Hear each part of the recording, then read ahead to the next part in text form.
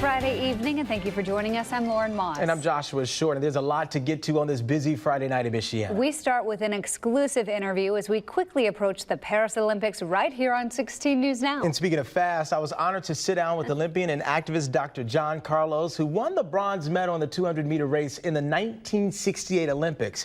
But get this, he's remembered not for his medal-earning run, but for what happened at the medal ceremony on that podium. You see him there on the right, that political statement he and fellow Olympian Tommie Smith made in that picture. It shows a raised black-gloved fist to symbolize African-American poverty in this country at the time. And he talked to me about that moment and its controversy. Listen. Do you have any regrets? I would do it tomorrow if it was necessary. You know, my first wife took her life as a result of this particular thing, based on the oppression that they put on us. I mean, they made it where I couldn't work. Any monies that I had in the bank, it was dissipated. I had to take mediocre jobs and humiliating jobs, I might even say. But then I had to do what I had to do to support my family. But at the same time, with my wife taking her life and going through the hard times, I would have to do that 1,000 times over, because I wouldn't add or take anything away from it, because what we did was bigger than who we are. Dr. Carlos is in town ahead of an event tomorrow at Notre Dame. It's not the first time he's visited campus either. In fact, he visited back in 2018, 50 years from when that moment you just saw behind them there first happened. That was in Mexico City on that podium. I talked to Notre Dame's Director of Staff Diversity and Inclusion, Eric Love. You see him there, who explains to me why he's back on campus and even recalls an unfortunate moment from his last visit.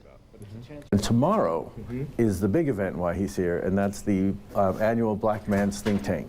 It's sponsored by a student organization called the Wabruda, which means the Brotherhood in Swahili. And that's an opportunity to bring a major keynote speaker to talk about something inspirational. So this is the second time that I've been involved in bringing him. This time has just been nothing but positive. People are excited. He's an icon, an icon. The last time, I got an anonymous letter that came to my office on campus, and it was a flyer that we had advertising his event, and it just said, "Who brought him here? This is a disgrace." But it was anonymous. And that was the 50th anniversary of the 68 Olympics. That was in 2018. And I just thought to myself, 50 years ago, first of all, this guy who wrote this, whoever it was that wrote this letter, is 50 years on the wrong side of history. Yeah. 50 years ago, John Carlos, Tommie Smith stood in front of the entire world to make a statement for what they believed in. Not anonymous, but in front of the entire world. We'll have much more from my conversation tonight at 5 with Melissa and George. It was a riveting conversation, to say the least, so to learn from him and exactly what took place during that time. Oh, yeah. He even stopped by the newsroom and spoke to all of us, and he really is something special. Indeed. Looking forward to that full report. Okay.